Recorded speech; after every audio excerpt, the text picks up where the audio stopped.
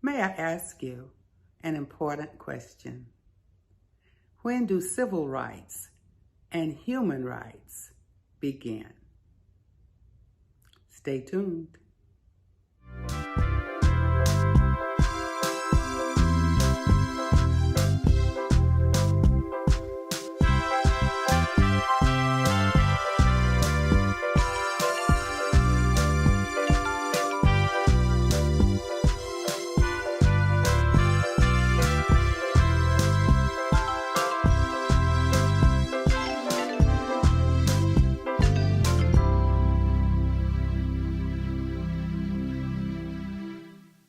Welcome back to Prolife Praise, a variety show. When we began this show, right in the midst of the announcement that the COVID pandemic was hitting the world, and at the end of March going into April, we started with our Prolife Praise variety show.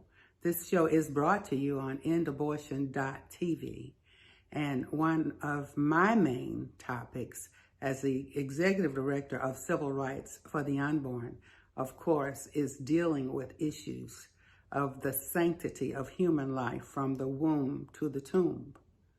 And so when we consider in the womb, I asked you a question at the beginning of the show: when do human rights and civil rights begin?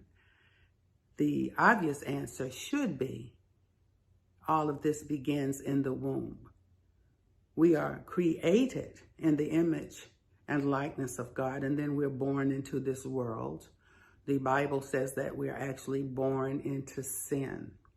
Sometimes we're conceived in sin, and that's not really the topic of the show, but I'll explain just a little bit of that.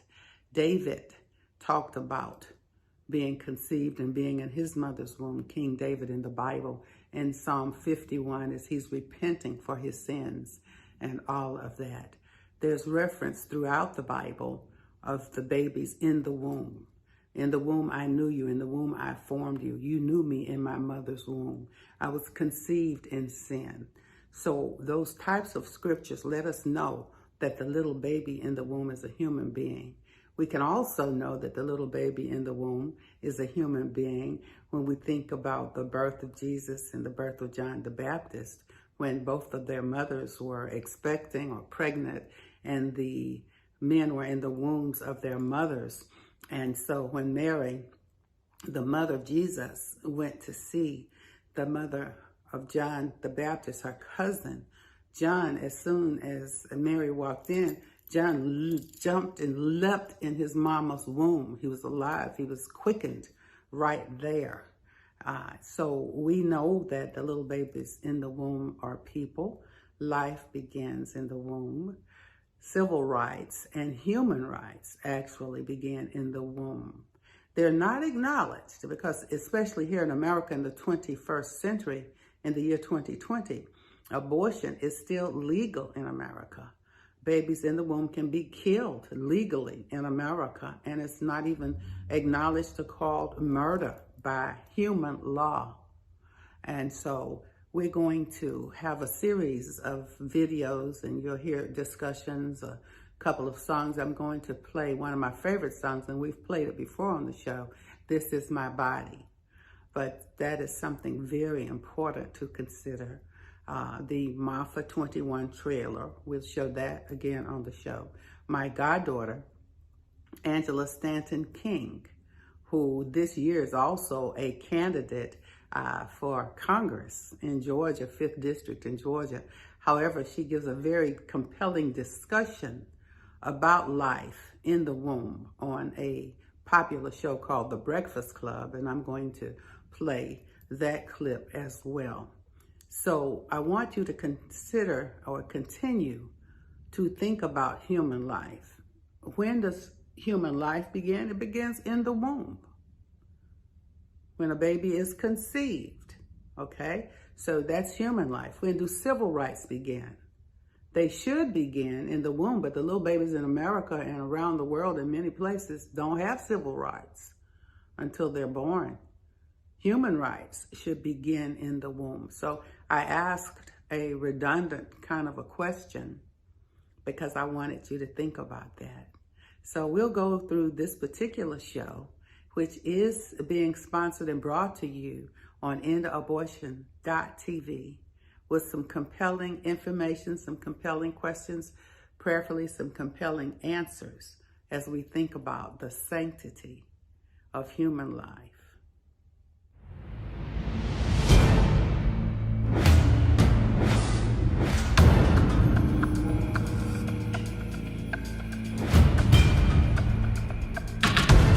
We had a whole plan that sold abortions, and it was called sex education.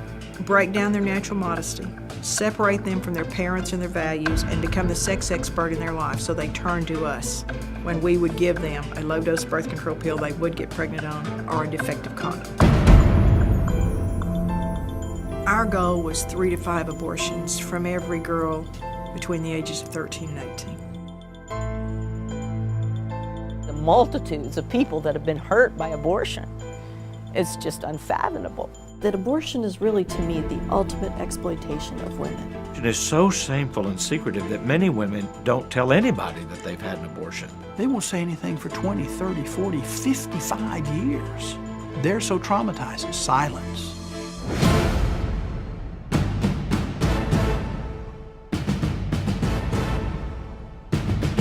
U.S. Senate report states, physicians, biologists, and other scientists agree that conception marks the beginning of the life of a human being, a being that is alive and is a member of the human species. There is an overwhelming agreement on this point in countless medical, biological, and scientific writings. Planned Parenthood is expanding now. They're building gigantic abortion clinics in anticipation of socialized medicine. There's a lot of money involved. We never would take personal checks. We always encouraged the ladies to bring cash. Why is that? So you don't have to report cash, friend.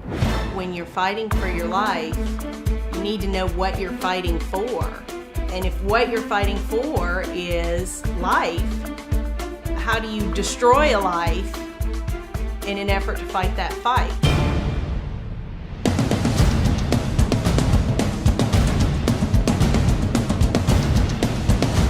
I'm fighting so hard to save myself that I'll kill someone else to get that. I recognized I'd been involved in the death of 35,000 babies.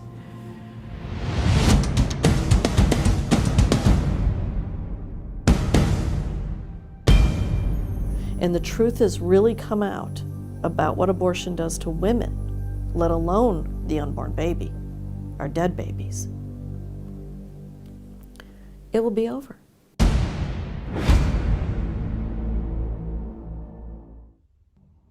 This week at alvedaking.com, we're featuring How Can the Dream Survive? And that's my own testimony about my 2 abortions and the miscarriage that I experienced before I had that great awakening in 1983 as a born-again Christian, that those were little babies, those were people. I asked God to forgive me, even though I had been deceived and kind of coerced and tricked into having abortions myself.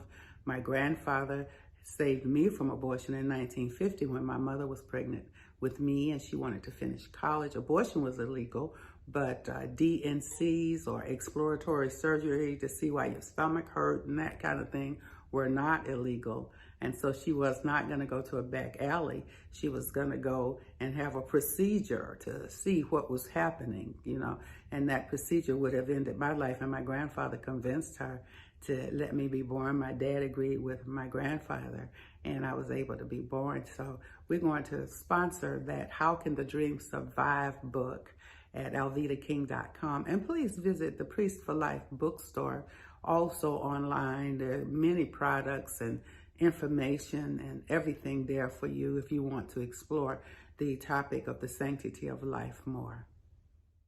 I'm sorry, I'm also not a Democrat because of abortion. This is my thing. Roe v. Wade was passed off of a lie. As of right now, where we are, we're always crying about being an oppressed minority, but we are always going to be an oppressed minority if we continue to abort our offspring. Abortion is the biggest genocide against Black America. They strategically place their abortion clinics in our neighborhoods, and just about every time you hear a Democratic candidate go on stage, the first thing they say is Black women need access to abortion. So if we really want to restore the value to our own lives, if we really want it's a to woman's say, right, though, a woman's right for abortion. I just like, want to. if a girl, like, let's say a 16-year-old girl was raped, or somebody was raped and they're pregnant, and they don't want to have that child, they don't want to have that experience. You don't feel like it's a woman's right to have an abortion? So they talk about women's rights and women's choice. We need to first figure out why the government gave us a choice to kill our children and get away with it. Because as a man, you make the child. If you wanted to kill the baby, you would go to jail. You don't have a right to decide whether or not your child lives. Neither should a woman. Even in the instance of rape, let's just talk about it, because I've been raped before. I have a 27-year-old daughter that's a lawyer, still deciding to choose life, because at the end of the day, that child is still partly mine. Now, if you can't kill the person who raped you, why are we killing the child? And in addition to that, rape is only 1% of abortions. So the argument that's on the floor right now about abortion is the Democrats wanting to fund it. It's not necessarily taking away a woman's right, which I don't believe any woman should want to right, because here's the thing, you taking away someone else's right to live. Well, I'm definitely pro-choice, and I highly disagree. I'm pro-choice, and one of the reasons I'll say that is because I think history has proven that when abortion was illegal, women were still having abortions, and they were doing them in very unsafe ways and dying from them. So that will still continue to go on. And then the only people who had access were people who could pay for private physicians, so that they were able to travel, go get that done, pay a large sum of money. So that actually endangered our people who were living in poverty because they couldn't afford to go to a private doctor. Let me tell you something.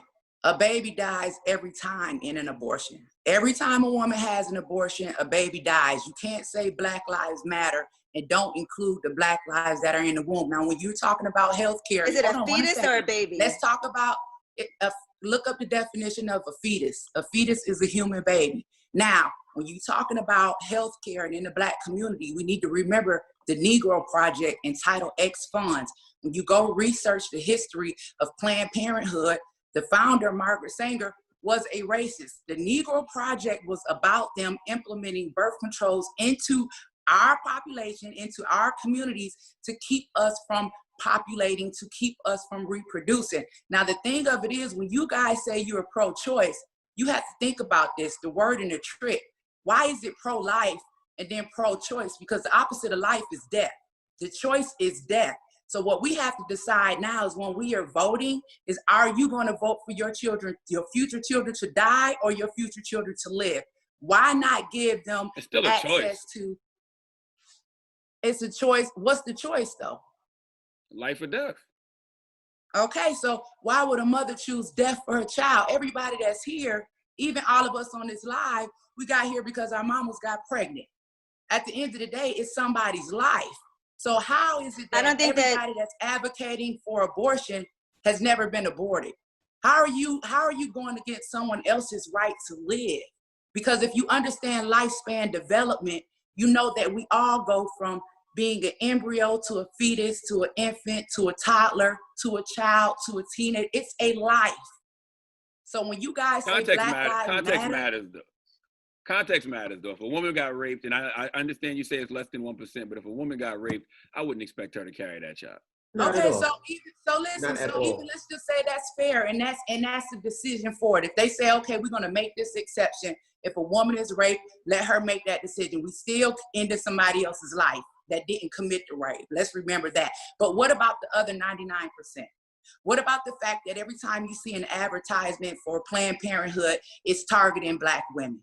What about the fact that 46% of our population has been aborted since 1974 when Roe v. Wade was passed?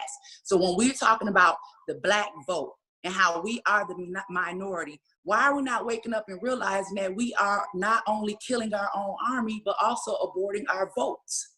So what I would like to do as a congressman, because I promise you, everybody is voting for our children to die on the Democrat side. I would love to bring balance. I would love to give opportunity to women, because look, you can't tell me that the only way I can survive or be successful is by having an abortion when I'm a woman that came home from prison and raised 4 kids on my own, which are all a blessing. So if we want them to value our lives, then we need to begin to value the lives of our offspring. my one vote on the floor, the only thing it's going to do is bring balance, because at the end of the day, I want to save Black life. I still believe in a woman's right to choose what to do with her body and her reproduction. And I still believe because you it is her body. Have the same body, but you and your mother don't have the same body. It's not her body. So again, it's y'all, inside of her body. It's a baby inside of her body. It's still an her embryo. Baby. So if you can live with, I still feel that as history has shown, embryo. women are still going to have abortions, whether or not it's illegal, and it's a very dangerous practice. So when that's that an does excuse happen, to support a racist organization that has wiped out half of our race. We would rather to support what? Is that an excuse to support a racist organization that has wiped out half of the Black race? Planned Parenthood doesn't only provide, Planned Parenthood doesn't only provide abortions for people. Let me tell you about they do. They do a lot more work than that as well. So does every other OBGYN. We don't need Planned Parenthood to provide those services. We can go to any health clinic and get those services. Not only that, Planned Parenthood was just offered $60 million from our federal government for those funds. To take care of those other programs. They walked away from it because the stipulation was that they couldn't use those funds to perform abortion.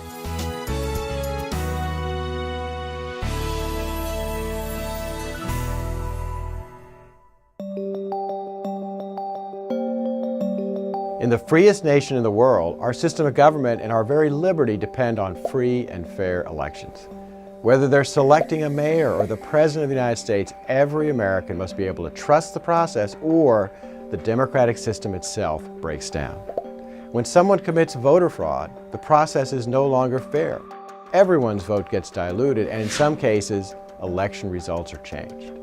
Contrary to the claims of many on the left, voter fraud is a very real problem. As the Supreme Court noted when it upheld Indiana's voter ID law, flagrant examples of voter fraud have been documented throughout this nation's history. The National Commission on Federal Election Reform has said that in many close elections, fraud can absolutely change the outcome. Cases of local elections getting overturned because of fraud have occurred in New Jersey, Indiana, and many other states. Although the Heritage Foundation's voter fraud database has detailed cases of hundreds of people who've been convicted in recent years, the fact is voter fraud often goes undetected. And even when it's discovered, overburdened prosecutors rarely prioritize these cases. Fraudsters can steal votes and change election outcomes in several ways, including voting in someone else's name, registering in multiple locations to vote multiple times in the same election, voting even though they're not eligible because they're felons or they're non-citizens, or paying or intimidating people to vote for certain candidates. Unfortunately, many on the left are attempting to make election fraud easier by fighting laws that require an ID to vote. They've pushed to get non-citizens and jailed inmates to vote. And they've sued states that have tried to purge their voter rolls of people registered in multiple states. How can we fix the problem? Well, since states control much of the electoral process, they must pass laws requiring government-issued IDs to vote. That ensures people aren't stealing others' identities and their right to vote. States also should join voter registration cross-check programs to identify voters registered in multiple places. One cross-check program has identified hundreds of thousands of potential duplicate registrations across 30 states, as well as evidence of illegal double voting. States should also compare voter rolls with government records to identify convicted felons and non-citizens who should be removed from the rolls. And the federal government should cooperate with these efforts and make Department of Homeland Security and other databases available to state officials. Preserving this great experiment that is America depends on having free and fair elections where all Americans can trust the process and the results. Something as critical as election integrity can't be left to a simple honor system. One of the most important roles of government is to safeguard the electoral process and ensure that every voter's right to cast a ballot is protected.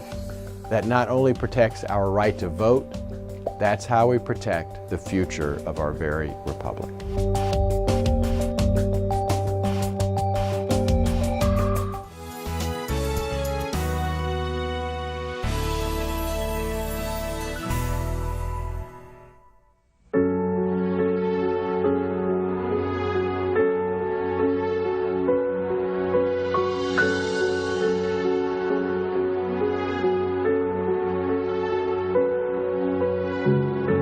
This is my body, an empty shell without your love. I see you in the face of every child. This is my body, but you are always in my heart, always in my mind. If I could choose again, there'd be no choice for me but you. I'd do what I must do. I'd even give my life for you.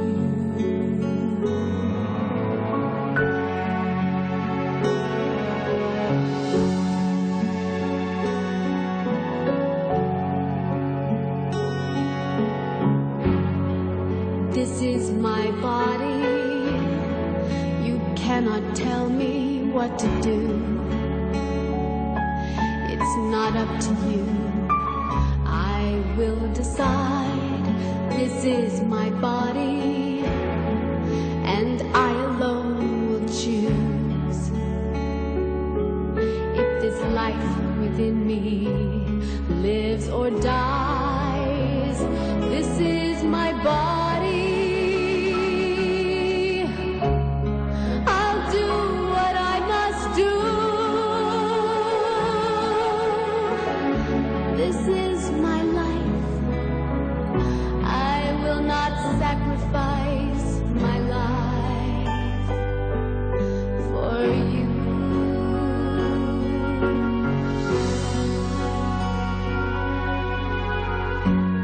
This is my body given up for you, that you might live eternally. This is my body, that thy will be done, not mine.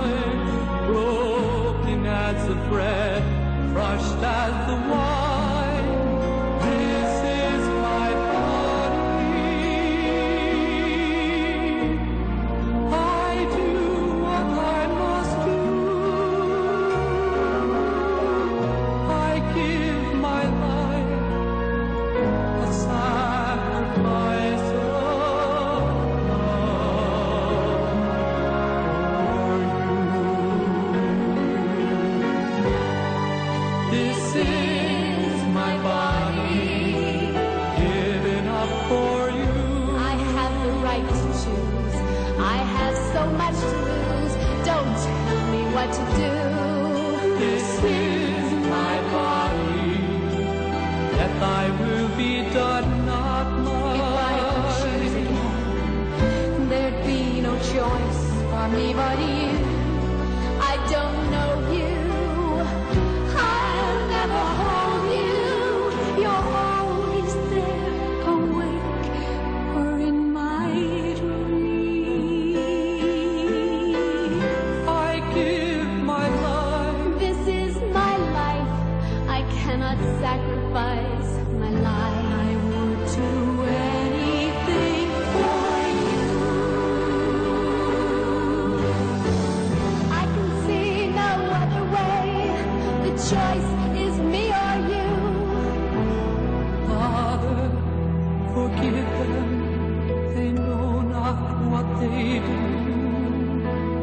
How can I forgive myself for what I've done to you? My wounds have set you free. Do this in remembrance of me.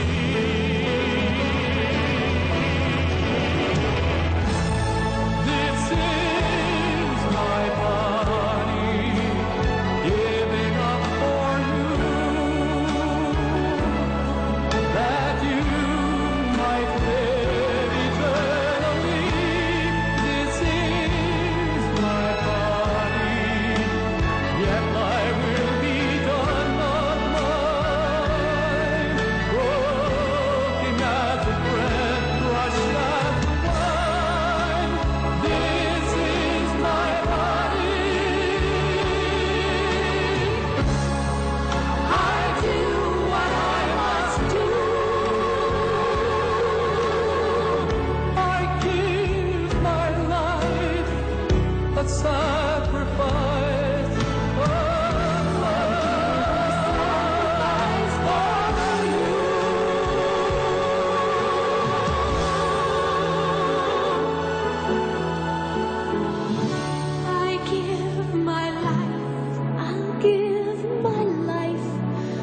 sacrifice. A sacrifice of love for you.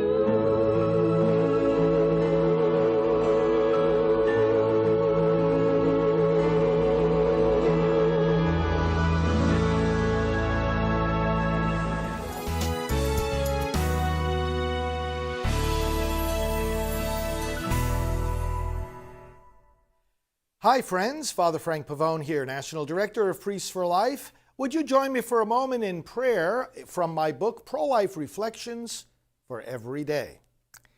Deuteronomy 32, verse 39, I put to death and I bring life.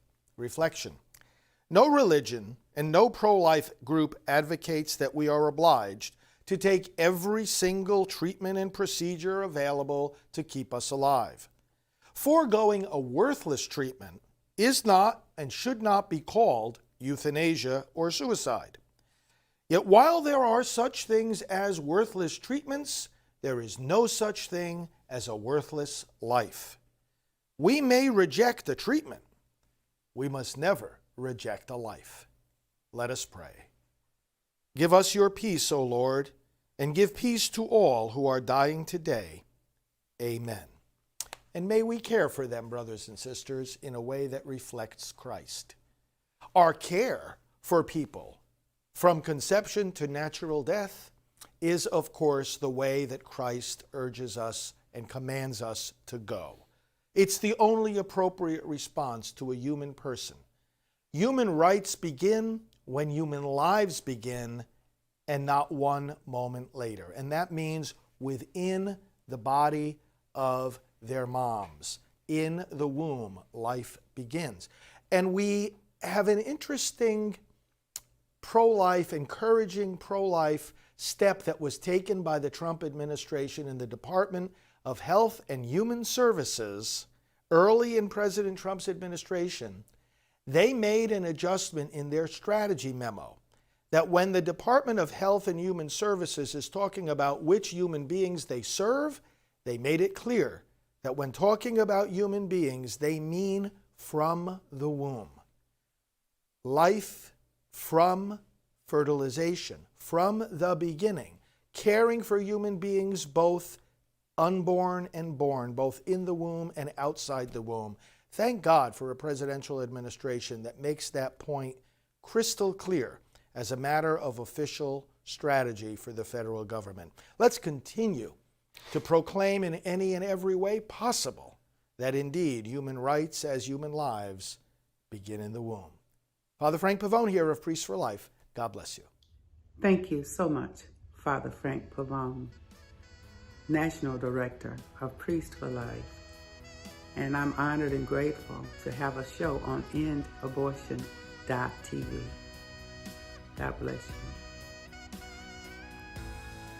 Friends, as we come to the end of the show today, we're going to end with our song, Pray for America. God bless you.